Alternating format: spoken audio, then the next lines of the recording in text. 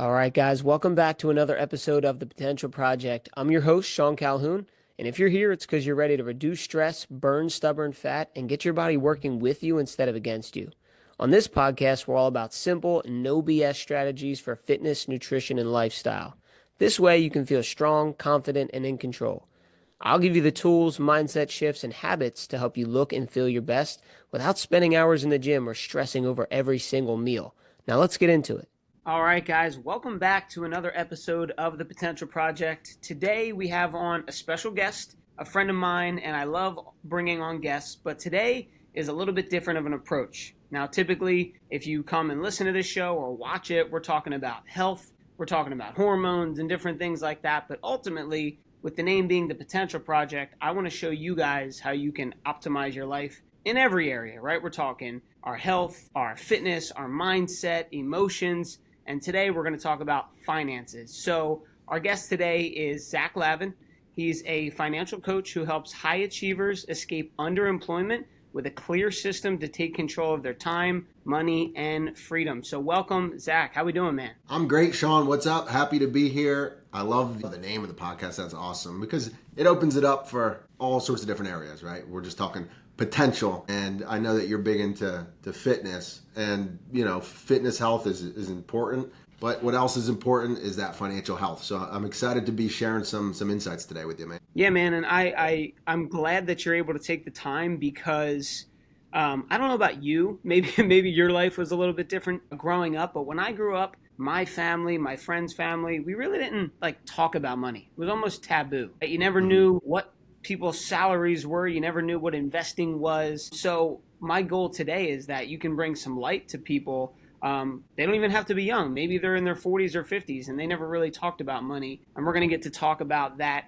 today. So realistically, just like introduce yourself, tell us a little bit about what you do, and we'll dig deeper into that. But more importantly, how you got into the financial world. Yeah, absolutely, Sean. And yeah, we're going to be diving into that because it's a huge part of it. When it comes to, you say most people don't really talk about money growing up. I was fortunate enough to where my parents were in the business.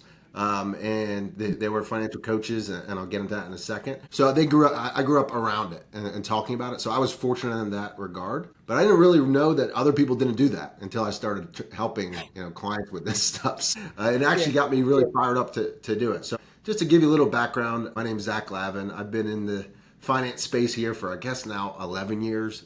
But like I said, my parents started this business about 44 years ago. So I grew up around it. I didn't necessarily know, I wouldn't say I knew this is the path I wanted to go down, right? No one wants to follow their parents' footsteps right away. So I went to school up near Indiana University of Pennsylvania, up near Pittsburgh, and had a good time there. I was learning some things, and I wasn't always like the best in high school when it came to school. But when I got to college, I was able to look at my interests, and my interests at that time were communication. So I started studying that and wanted to get into some sort of career down that road. And when I graduated, I quickly realized I did not like having a boss. I did not like having people tell me what to do, how to do it, when to do it. And I knew I needed to be in business for myself. And I fell out of love with the path I was down. I didn't feel like I was fulfilling any sort of potential, so to speak. And I knew there had to be a better way. So I started looking at different things. I grew up with business owner parents, so I knew I wanted to have more control of my time, more control of my money, more control of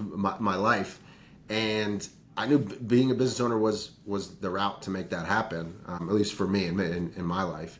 I started looking at all sorts of things, man. I looked at real estate. I looked at different types of businesses, all these different online businesses. I was trying all sorts of things just to try to find my passion. And what I realized is that most of the things I was doing, I didn't really have someone teaching me or any sort of mentor that had gone before me to teach me how to do it. And so I started looking for that. And at one point, my dad was like, dude, what you're looking for, why don't you take a look at what I do? Like, this is what I do on a daily basis. And so I was looking all around for something, and sometimes it's hard to realize it was right under your nose when it's right there. So I took a look. I said, okay, let's take a look. And I looked under the hood at what they did, and I realized a couple things. One is that there was just a huge need for what they were doing. When we look at financial literacy, so to speak, there's absolutely nothing in school. Like, Sean, let me ask you, did you have any courses called Money 101, finance, how not to be broke at 65. Did you have anything like a course like that growing up? No, and you know what's crazy is like the fact that I even laughed at that. Like when you said that I laughed, but I shouldn't laugh. Like that should literally be a high school course even younger than that. But no, not even close to a course like that. Yeah, and I didn't either. And what it's done, it's left our country pretty much in a place where they don't know who to trust. They don't know what to do. They have no real education on it. They're learning the best they can, maybe from YouTube or TikTok, but who knows the intentions of those people, right? And what they're selling and what they're teaching. Mhm. So it's left people in a bad spot. And when I started learning this stuff, and what's crazy, Sean, is that most people, when it comes to finances, they hear it and they just get nervous. They get scared because we were never taught. And when I Mm-hmm. realized, okay, if I learn a couple simple financial concepts, I could be light years ahead of where most people are. And if I started teaching that to other people, I could really help and make a difference.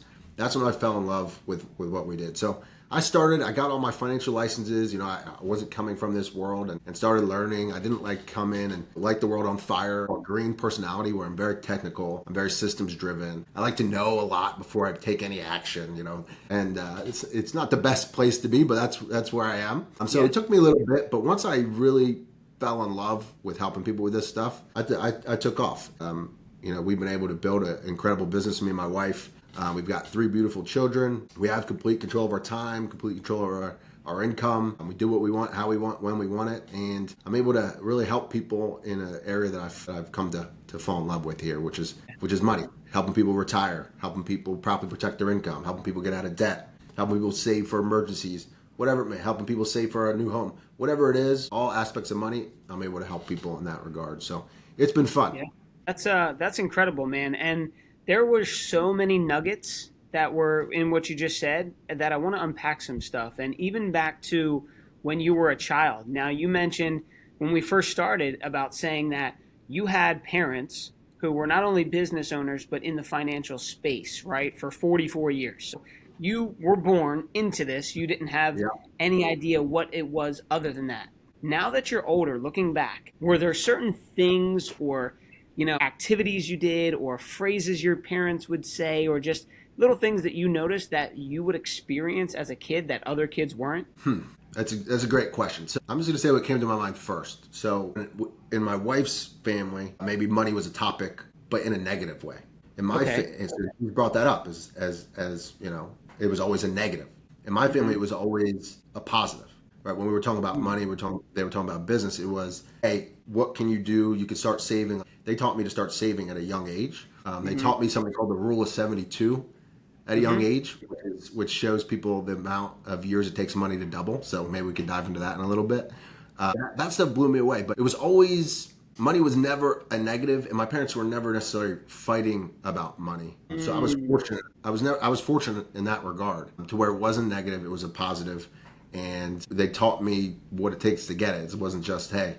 We have money and now you have money, right? They showed me within their work ethic every day, going out there and making things happen, what it took to get there, and they instilled all this hard work, dedication in me from a young age for sure when it came to money. Well, that's huge though, because it's like you said, it's the mindset surrounding money. It's not that they didn't show you like, oh, we just have money because, like, number one, they showed you how they got it, they worked hard for it, but the connotation surrounding it was positive. Whereas if you look at, I would venture to say the majority of people's homes, it is scarce and it is in a negative sense. In the terms of like, let's say you're at the dinner table and someone says something about money and they're like, you know what, that guy, that salesman, he's a scumbag, or money doesn't grow on trees, or subliminally, I mean, people will hear and see their parents argue over things caused by money. And Hmm.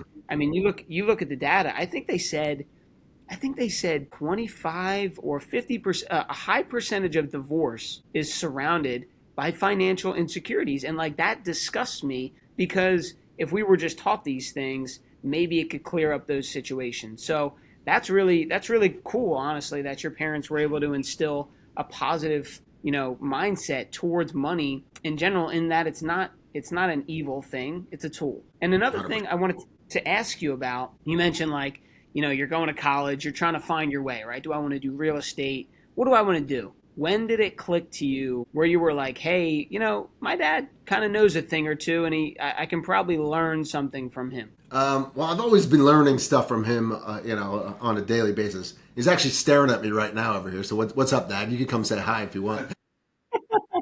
He just popped his head in. This is John Lavin, the man, the myth, Hey, the John. legend. How are How's it you? going? Good. I couldn't be better. He's taken over. I mean, I don't have to do anything. I just go in there and count my money now. Now you can just golf. Yes, I'm ready to do that. Sounds like you know.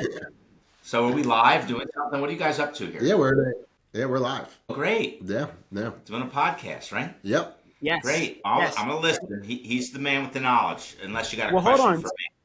Since you're here, John, right? Yes. Since you're here, what's one thing that when Zach was little, we were just talking about how you framed money as a good thing, right? You worked hard for it, but it wasn't like this stressful thing. In your mind, what was something that you were trying to implant in Zach's mind when he was a little kid to have the mindset around money? I mean, look, we wanted to live well. We wanted to do nice things. And we wanted to raise the kids in a great neighborhood with a great school system. And that was our priority. And we never lived beyond our means, but we always lived well. And I worked hard. I mean, he saw me work. He saw his mom work. We built our business together. Mm-hmm. But because I was able to work, she was able to be at home. She was able to be with the kids. We didn't miss things. I was somewhat absent because I was a little bit focused on working and golfing. But Mom filled in, and so, I just wanted him to know. And I think for kids, the most important thing is to understand how important savings is when they're young. And when they earn money, that okay, as you get older, when you earn money, you got to pay taxes, so you got to put some money away. But right now, at your age, I mean, kids today that work can have Roth IRAs, and those Roth IRAs in a good quality fund will grow tax free, and the compounding is crazy. And so we wanted the kids to understand that. We wanted them to understand what a mutual fund was, and saving money, and so that was very much it. Okay. Yeah, those are terms that most 8 and 10-year-olds have never heard of. No, they wouldn't know. But if their dad or mom taught them what a Roth IRA was and what mutual funds were and the magic of compound interest, and they could actually understand that if they put, $300 a year, $25 a month away at 8, like if they stop when we have a calculator, Zach can show it to you. If they stop when they're 21 and never put another dime in, I think it's millions of dollars they have when they're ready to retire. I mean, it's crazy, but we're not taught. That's the problem. There's no financial literacy or education taught. So we're very committed to teaching kids and teaching young people about it. It's what's necessary. You have to start, the best time to plant a tree is today. The second best, or was, what did they say, 20 years ago? The second best time is today. So you got to start while they're young. Yeah, so we're very committed to that, and we've got great materials that we can make available to those that are interested. So for sure, I'm glad you have an interest in this. So nice meeting you, Sean. Great meeting you. Thank you for the nugget there. All right, he got the rest of them. There we go. Yeah. A little guest appearance. Yeah, well, that's cool. Isn't that cool? I mean, I get to work with my family every day, which is another dream, and it's a good thing we like each other, right? So I always thought it was cool. Like my dad was able to, and my mom were able to build a business that their kids wanted to do. It took me a little while to get there, but I don't think a lot of people could say, hey, my kids want to do what I do. I've got 3 little kids. I've got a 6-year-old, a 4-year-old, and a 2-year-old, and that's my dream. Like I want to be able to show them that what we do, we help families with their money, and like the greatest honor that I could think of is that my kids want to follow my footsteps, right? And, I'll let them make that decision on their own. They can do whatever they want to do, right? But if I put together a life that is worth following, hey, I think I did all right. No, that's so true, and that you kind of answered it already. I was going to lean into that, the fact that you're a father now. Growing up, you talk to kids and they're like, "Oh, I want to be a rock star. I want to play in the NFL." These things, and they're good dreams. Someone's got to do it. Someone's got to be Tiger Woods, right? Someone's got to play golf. But if you can raise your children to where it's not about it, well, it is about what you do, but it's about how you do it and the impact that you're having and the positive frame of mind that you're coming across. Those are noble shoes to step in, even though you're not on the Lakers. Do you see what I'm saying? For sure. It's a good point. So my son right now, he changes it all the time. But right now he's wants to be an Eagles player, but then a spy on the weekends. So I don't know how Oh many yeah, weekend spies there are, but that's the field he's going down. I love it. How old's your son? Six. That's the six Okay. year old. And then my Okay. 4 year old, his younger brother, just I think whatever he wants to do, he'll just want to do that too. He'll get some free thinking eventually here. It's interesting and it's cool because you're in the finance. I mean, in the fitness world, it's hard to show your kids, especially when like you leave right and you go to work. It's hard to show them what you're doing on a daily basis. It's hard to show them hard work, right? They just kind of have to take your word for it, and then the Hmm. results speak for themselves, which would be the lifestyle. When it comes to Right. fitness, you could the results show quicker, right? So you could teach discipline through fitness to your kids Hmm. pretty quickly. Like my wife, I'm getting there, okay, but my wife is an avid gym goer. She goes 6 7 days a week, and I like fitness as well. But she shows my kids on a daily basis the dedication it takes to get the results that she wants.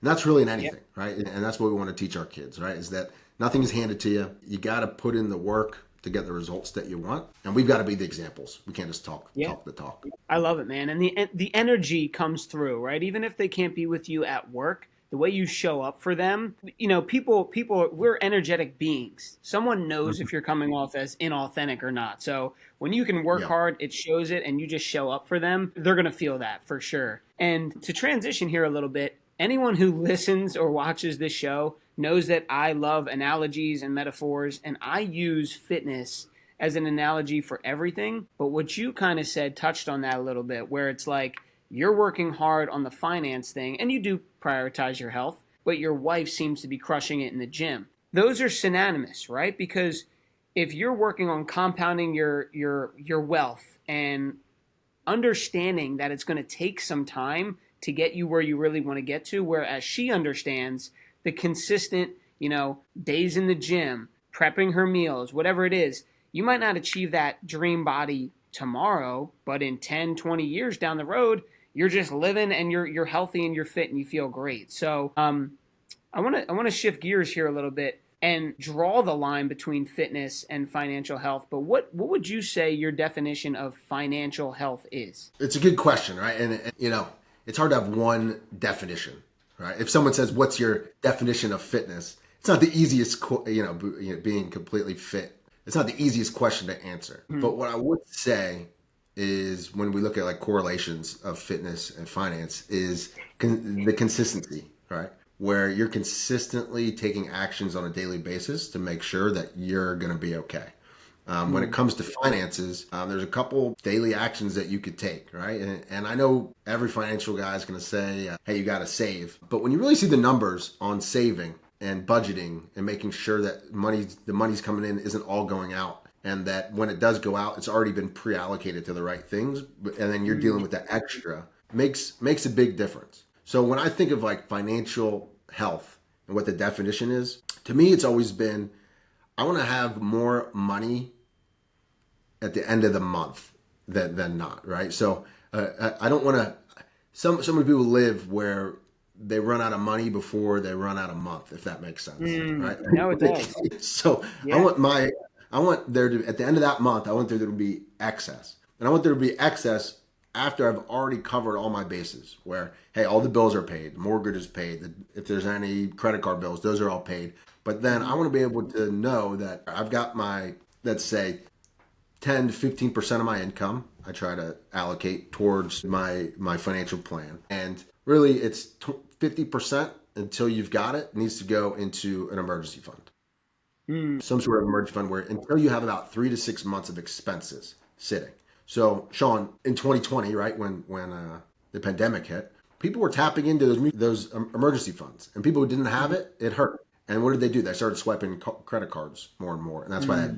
the debt crisis went even higher up when it came to consumer debt. Right. But if people have that 3 to 6 months of living expenses in place, it's a bulletproof. First of all, it makes your mindset feel bulletproof, where you're not living in scarcity like you'd mentioned earlier. You're kind of living Hmm. in the abundance area where worst comes to worst right now, I got 6 months of runway to figure it out. I think that's important. And it's really important not to just be sitting in a bank account because that's super accessible. You want it to be like a 24-hour wait. to where you could get it. So that it's a real decision. Maybe you have to pick up the phone, or maybe you've got to go in your app and transfer money. But there's a real decision that needs to be made that says, okay, this is an emergency worth tapping into this for. So that's kind of step one. 25% of that income really should be going towards some sort of short-term savings, right? Where maybe it's a 3 to 8 year, 3 to 10 year type of plan, where it could be a little bit more, not aggressive, in kind of mutual funds or something like that, that might be giving you a little bit better returns than just what the banks are giving you. Right. I don't know. Do you know what the banks are paying you these days? On the regular, like checking accounts, little to nothing. Yeah, nothing, Yeah. right? So you can put money in places that give you a little bit more and a little bit more flexible for you.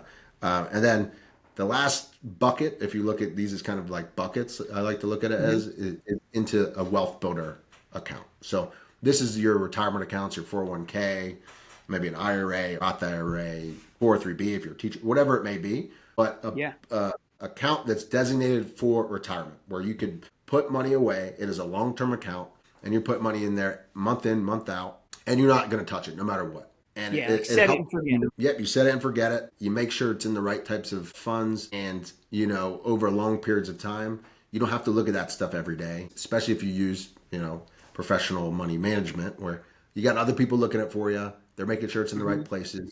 You just got to find the right person to trust, but hopefully most people are trustworthy, and you can set it and forget it and let that build. So when you have that all set up automatically, like, to me, you're in a really good spot. Then, like, if you don't have debt, really, really good spot. If you've protected your income with the right type of life insurance, really good spot. If you've got good health insurance, good spot. If you've got a will, estate plans, all that stuff is stuff we help people with. A lot of people, when I go through, I do like a little financial health quiz. They don't have that stuff, and it's not because they don't want it.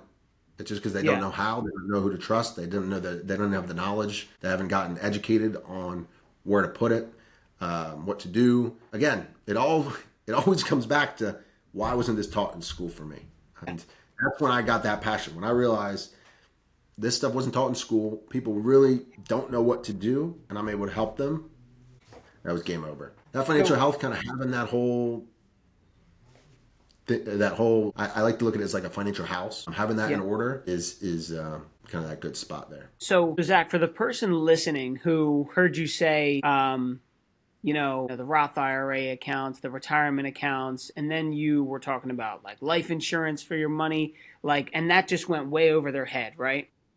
Mm-hmm. Comparing it back to fitness, I have folks who want those things, and I would compare that to being able to do pull-ups and having six-pack abs all year long and running real fast. Like, those are like the higher level of things. Let's boil this down, because what I like to do for folks in a health perspective is say, look, here's your foundational steps. Here's what I need you to focus on. Even though your goal is to lose 100 pounds, we just need to work on getting a certain amount of water in and a certain amount of steps. So essentially, getting it to a place where they feel that they can do it. They believe 100% like, I can take that next step. But even though their end goal might be to have life insurance on their money, and maybe they have a trust set up, and there's a whole bunch of things protecting their money, but right now they are in a little bit of credit card debt. Their month is a little bit longer than their money, right? These things are happening to them, and they are coming from a scarcity place where thinking about those things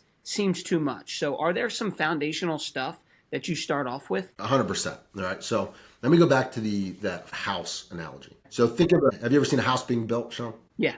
Yeah. So what do most people start with? You got to start with the foundation. So I've always believed that the foundation, now this is especially for people who have kids and people dependent on their income. If you don't have anyone dependent on your income, your foundation might be a little bit different. It's probably the next step. But if you have people dependent on your income, a spouse, young kids, you've got to protect that income at all costs. And we do that with life insurance. Life insurance, and here's the reason, because I want you to think, if you had a toaster in your kitchen, Sean, and on the 1st and 15th of every month, $2,000 popped up out of this toaster. Would you like that toaster? Yes, love the toaster. You'd love the toaster, right? You might marry the toaster. I had someone tell me the other day, I had married the toaster. Well, you'd probably insure it, right? Make sure nothing ever happened to it. Well, there's obviously no imaginary money toaster, okay? But when we really think about it, we are the money machines for our family. We go out, we Mhm. get a paycheck. That paycheck pays for uh, bills, kids, goes everything. A lot of that money comes in, and a lot of it goes back out. Well, if God forbid, if you pass away, what goes away with you generally? Your income. Hey, hope you're loving the episode so far. Thanks for spending some time with me. I got a quick favor to ask. Make sure you're subscribed to the podcast because that's how I know you're getting value from the show. And this way, you never miss an episode. All right, now back to the show. The income. Do the bills really change? No. So this is why when that happens, this is when you see families devastated financially because the bills don't change. The income's cut in half, sometimes fully if there was one, primary breadwinner. And Hmm. now they don't know what to do. They got to move. They got to change schools. They got to get 2 or 3 extra jobs. They got to go live with their parents. All right. Well, if you have enough life insurance in place, and I'm not a big proponent of saving money in insurance, I believe in term life insurance, which is generally very inexpensive if you could qualify for it. And if you get about 10 times your income in term life insurance, you're going to be able to replace that possible loss of income. So to me, that's always step one, and it's always the easiest to do, right? Especially if you're insurable. So you could get a good policy, $20 a month, $30 a month, and just begin on that. So step one, foundation. Step two would be setting up that emergency fund. So 3 to 6 months of expenses in there. So you might need to start with $25 a month going into that, $30 a month, $50 a month going into that automatically to where it's going on a monthly basis and until that thing is built up. Once that thing is built up, you can move on to step three. And step three is eliminating debt as quickly as possible. Debt is crushing our nation right now. It's never been higher, consumer debt, billions, trillions of dollars in consumer debt. There's ways to get out of it years and years sooner than people think. And it doesn't cost any extra money. So if you want to Google this or look it up, there's a strategy called the debt snowball. And what the debt snowball does is it looks at all your credit cards and all your debts, and it kind of shows you the correct way to pay them off. But what do most people do, Sean, when they pay off a credit card bill? Let's say they were spending $300 a month on a credit card bill, and they've got another one, but that one's now paid off. What happens to that $300 generally that they were spending? Yeah, they spend it. It kind of just goes back into their life and poof, no real thought about it. Well, the debt snowball, what it does is it takes that $300 once that one's paid off and it applies it to the next one.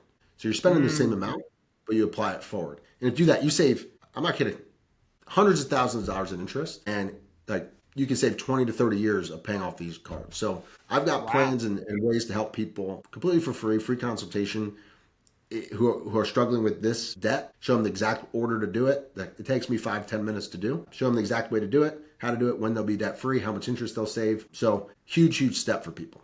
And then that last one is that build wealth. So starting up a Roth IRA or an IRA. This is all comes down to being able to have a budget to where, okay, I have an extra $200 a month, an extra $300 a month. What can I do with it? And allocate that money in the right ways to where you're really building that strong financial house. So to make it simple, if you really think about it, when did you first start working, Sean? Working? 14. Yeah, at age 14. Okay. So when you were 14 years old, imagine someone came up to you and said, Sean, I could show you how to be completely financially independent, have the greatest financial health of your life. What they would have told you is they would have said, Sean, all you need to do is save 10 to 15% of your income every month. And you got to put that towards your financial house. So let's say you're making $200 a check, right? Back then, 10%, it might have been $20, right? A paycheck. Do you think you probably could have saved $20? Yeah, easily. So here's the question. If you had been saving $20 or 10% of every single paycheck since the time you started working till now, do you think you'd have a lot more money saved today? 1000%, yes.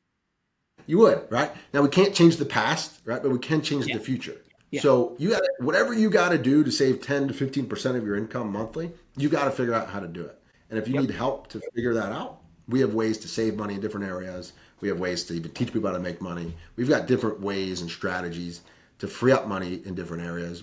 Like, hey, even just shopping your auto insurance. I see people maybe $400, $500 a year just on their auto insurance because that stuff changes all the time. And just like looking at that and be able to save money. There's an app called Rocket Money. Okay. And what that app does, and I used it, it can do with us, right? But what it does is a great app. You go in there. I think there's even like a free trial. It might be free. It looks at all your subscriptions that you have. And I don't know about you, man, but when I did it, I was subscribed to things that I don't even know what the name was. It was some software I checked out once. I did a free trial, never thought to turn it off. I might have been spending $300 a month on subscriptions that I wasn't even using. So there's ways to look at this stuff and really kind of trim down different areas. But the key is you got to save 10 to 15% of your income. And if you don't, you gotta start somewhere. So even if it's $25 a month, $50 a month, $100 a month, whatever you could do, and then you build that up and you build that habit, you're going to be in a much better spot. Yeah, I mean, kind of what you said, though, is the person listening might be saying, well, you know what? I don't have that much extra money. And what you called out, and everyone's kind of guilty of this, is if you're not paying attention to it, you're most likely spending money where you don't need to. Even if you're not driving a Range Rover, you might be spending $300 a month on different subscriptions, or you're going out to eat a little bit more than you should, right? You're not really cutting what you need to. And the fact is Zach's basically saying there's a simple plan that you can follow if you're willing to, right? Like if you're not willing to get honest with yourself and look at your situation for what it is at face value and make some adjustments, well, then you're not going to take the steps necessary. And another thing that you said, which resonated with me, was when you're building that house, I could feel a sense of, calm, in control, and just peace of mind, right? It's like, all right, the foundation is getting built. We have our life insurance that's going to cover, God forbid anything happens, right? We don't plan on dying early, but God forbid, we have the peace of mind there. And then it's like the next step is we're saving some money. So God forbid we lose our job. God forbid something happens. We can make a clear decision without saying, oh my gosh, where are we going to get money? Because we have that 6 months saved up. And then you're getting to the debt repayment. It's like, all right, now we don't have any debt. We don't owe the credit card companies. We don't owe anyone any money. It's ours. We can do with it what we want. And then that comes the fun part, is investing. It's like, all right, let's take this stuff off the top, and now we can invest it in some good returns, right? 10, 11, 12% a year. Yeah. Well, we can't say that, right, on a recorded line, right? Right. Nothing's guaranteed, right? But yeah, there's great funds that you could look into, and that have good track records of the future. Can't guarantee the past can't guarantee the future, but it is a good indicator of what's to come. And over long periods of time, it's funny when it comes to this topic. Investing is the only place where things go on sale and everyone freaks out. So would you rather buy something on sale or full price? On sale. On sale. Now, I could ask that to 100 people. And if it's the same exact quality of product, it's the same product, 100 people will say on sale. Now, when it comes to investing, most people are very emotional investors. So there's a difference between investment returns and investor returns. So investor returns, when left up to their own devices, people are trying to time stuff. They're trying to take it out, put it in, or they watch the news, and just the news is just the worst place to be spending your time and your mind, because it's all negative. It's just designed to be negative and create fear. So if you're watching the news and you're watching the headlines, just a couple of months ago, if you're watching the headlines, people were calling, scared, tariffs, all this crazy stuff. All right. But if people are educated and they know, hey, when things are down is the time to buy, because you're able to accumulate way more shares when things are on sale. Then when they come back up, you now have way more shares and you have way more money. If people are educated and understand that, our educated clients were calling us to buy during that time. And the people that maybe we needed to kind of explain a little bit more, or kind of go back and explain kind of the process, we had to maybe re-educate on the fact that, hey, this is like the perfect time to buy. So wealthy people, when things are down, they buy because it's on sale, and you're going to be in a much better spot because things always come back. Now, if you're retiring tomorrow, you got to be a little bit different. But if you have a long-term horizon, like time horizon, you're going to be able to do, set it and forget it. It's called dollar cost averaging, month in, month out. Don't worry about it. Things are going to be okay. And, you're going to have millions of dollars saved if done the right way. I love that. Now, Zach, you talked a lot about education, right? Where like we want to educate the youth as soon as we can. We want to educate the world and make it simple. What are some things that you do to try to educate either your clients or just people in general? Well, yeah. So I've got a tool that I use. It's called Money Sherlock. It's It's a free, like 5-minute financial health survey that someone does from the comfort of their home. They can use their phone. It's kind of like an app. They put in, it asks them some questions. They put it in and it spits back different financial health review points. So it brings up a list of review points or maybe different areas that they could look at. And, it's a game changer when it comes to at least helping people understand what areas might need improvement in their financial life. So that's a big one. Another big one is this book here. So this is called How Money Works. Okay. This is every concept that I teach is built into this book. So like I was talking about earlier, there's something called the Rule of 72. So that rule is right here. So it's a beautiful book. It's really easy to, it used to be called, the Common Sense Guide to Making Money. Now it's, How Money Works. But it's very baseline, but deep if you look into it, because people think that this is all very complicated, and it's a problem our industry has, and I'm guilty of it too sometimes, where I might be talking at a higher level than people can receive. This thing dumbs it down, so to speak. Not dumbs it down, but makes it very digestible. Yeah. Where it uses analogies, it uses good pictures for people to really conceptualize. Like, I'm a visual learner, so if I see things visually, it makes it easier for me. So if anybody wants a free copy of this book, they could head to my website. It's called lavinfg.com and then / how money works. And so lavinfg.com / how money works. And you could just put in your email and you'll get an email of this How Money Works book right there. And we'll definitely link that up in the show notes so people can just click it and go right to there. But to your point about simplifying things, I always say knowledge isn't power, it's empowerment, right? So if someone thinks about finances and they're nervous, they're not going to take action. They're not going to save their money. They're not going to look at their budget and see where they could, be under their means. But when they read that book or the ebook for this sake, they will become empowered and understand how money works and then say, you know what? I can put away $50 a month. I can make this happen. And then the snowball begins to happen. So I think that's an amazing resource. I'm glad that you have that out there for the public. Yeah, so absolutely. I just want to real quick touch on the connection between financial health and actual health, because when we decided that we were going to have this call today, I immediately thought of my onboarding form that I give to clients. I have them do an extensive, they have to fill out forms based on their current health, their past health. I need to know everything. And one of the questions that I ask them is, they have to rank it on a scale of 1 to 5, financial stress, right? How much is your financial situation playing a toll in your life today? And guess what? It plays a huge role. Like, if you are eating organic or you're exercising, but for whatever reason you're in a terrible financial position, the stress of that alone can keep you with diseases, can keep you in distress, can keep you depressed. So I just want to ask you, how do you see this impacting families' lives? Yeah, I mean, you mentioned earlier, it's a number one cause of divorce, right? Is financial, problems. I ask people this all the time. People might ask, what do you do, Zach, for a living? And I say, well, let me ask you a question. And that question is, how often do you think about money? And what are most people's response, do you think? All the time.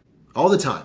But here's the follow-up question is, when you think about it, what are you thinking about? Ooh, and when I ask that question, it's never, a lot of times it's not a positive answer.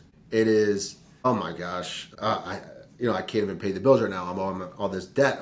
I can't believe the gas prices. I can't believe how much I just spent at the grocery store, right? It's all kind of, it's negative. So if you're having these negative thoughts, first of all, people say all the time. So you're having negative thoughts all the time, that can't be good. That can't be good for your mental health and mental stability. So I can't stress enough, having just a plan, no matter how small, alleviates a lot of this. If you know that you're doing the right things on a daily basis and working towards a goal, you're going to be in a much better place, wherever you want that to be. And knowing that if you're in debt, right? I'm sure people, a lot of people have debt, okay? And I've been there. And I knew the moment that I put that plan in place, that snowball, and I stopped using the cards, I felt way better. I stopped worrying about it. I said, okay, in 12 months, this will be, if I put this amount in every month over the next 12 months, I'm going to be good. And then I stopped worrying about it. And I was able to just keep living my life and not have those internal thoughts of, oh my God, I can't spend this, I can't spend that.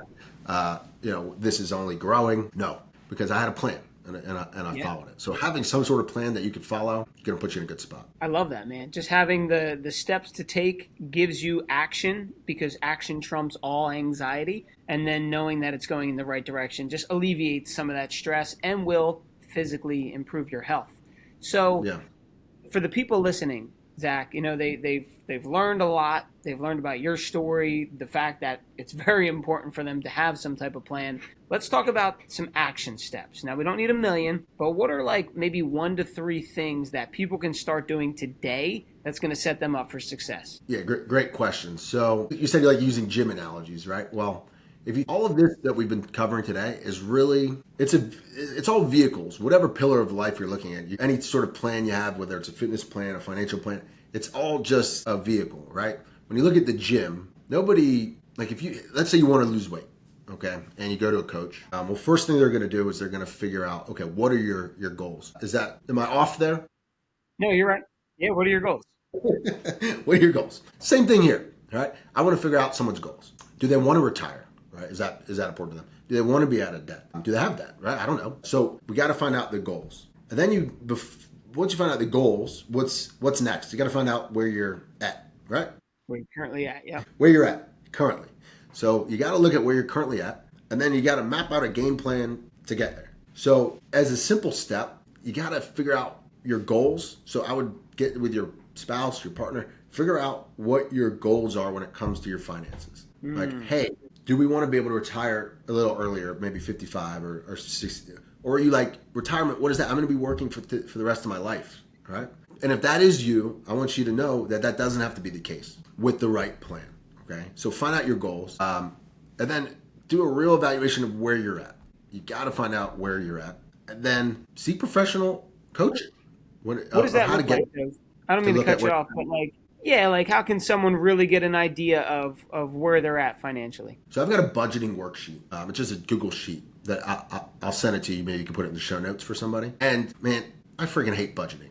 Okay, I'm not gonna lie. Like nobody I do not wake up fired up to budget. Right. It's actually a horrible word. It's got it's not great. But you've got to see where your money. You got to see how much money is coming in, and you have to have some sort of sense of how much money is going out and where it's going. Okay. And you got to see at the end of this month, do I have a surplus or do I have a shortfall? Is what I'm bringing in enough? 1. 2, is what I'm spending in line with what I'm making? And 3, if there's a surplus, that's great. What can I do with this to better myself and get my finances even in better order to where I might be able to retire sooner or something along those lines, or save for a trip, whatever it may be.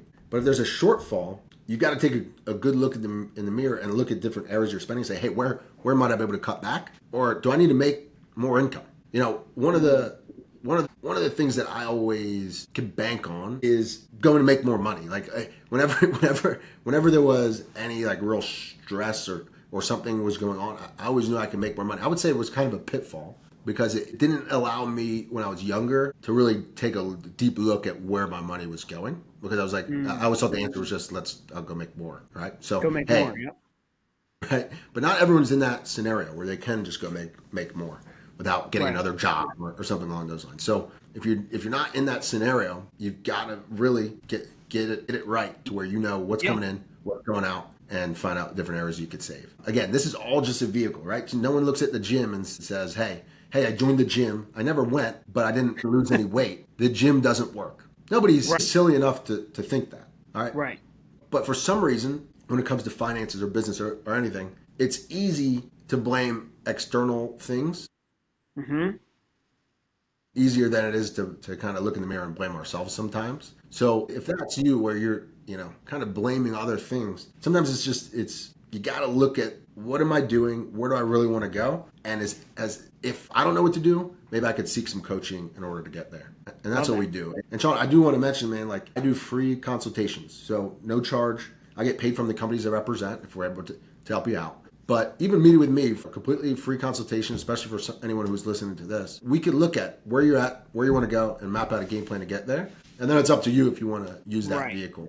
and feel good about it. Yeah, no, I love that. I mean, the steps are clear, right? It's like, first of all, what do you want? So take some time journaling or talking to your partner, spouse, or even by yourself. Figure out what you want. Then we got to do a simple budget. What's coming in versus what's going out. And then I'm a coach myself. I always say who, not how, right? Zach's been doing this for the majority of his life. Why would you, waste time trying to watch YouTube videos when we can just go to the professional and they can get us the shortest path to what we want anyway? The clues to success are out there, right? But we just need to talk to someone who already has those. Well, Zach, I want to respect your time here. I could talk about this stuff all day, so we're gonna have to set up a round two. But I just want to ask, where can people follow you? Where can people get in contact with you about more of this stuff? Yeah, so on Facebook, this is kind of the main one. It's Zachary Lavin on Facebook. There's a picture of me and my wife there. I'm also on Instagram, @__ Lavin, Lavin.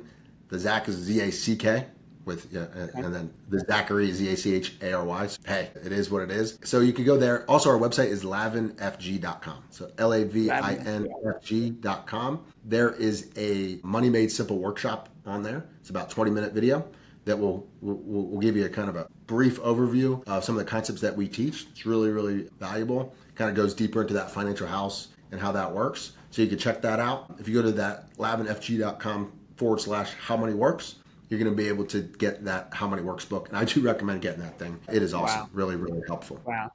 Yeah, so many free resources, so many ways to start your journey. And I'm definitely going to link those up in the show notes. So you guys, it'll be one click to go get in contact with Zach. And before I let you go, one last question. What does it mean living to your full potential? Well, that's a good question. I like that. I like that ending. So what does it mean living to your full potential? I think if you wake up every day excited here's the real thing. So when I wasn't living up to my full potential, this is the feeling I had. It was on Sunday nights, I would have this pit in my stomach about the week coming up.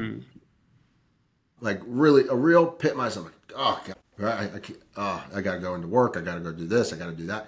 And it was just like, I got to do this. When it started switching from I have to do that and switch to I get to do these things, and Sunday nights were exciting. I had an excitement about my week. I was looking forward to it because I had so many things going on. That's where I feel like you're kind of in that flow state of really living up to your potential. It's that feeling. It's a Sunday night feeling.